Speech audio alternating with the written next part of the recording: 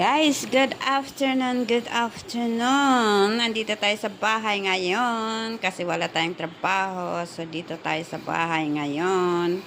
Ayun, nagluto tayo ng fish. Nag-fried tayo ng fish. Yan, Ito ang aking pananghalian. Ito ay leftover kahapon. It's minced beef with onion. Yan, Ayan, kain-kain tayo, guys.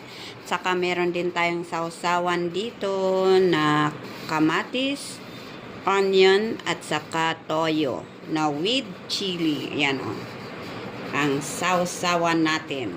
Ayan, sarap na yan. Sausaw ang fish dito. Tapos, kain ng kanin. Sarap na, guys.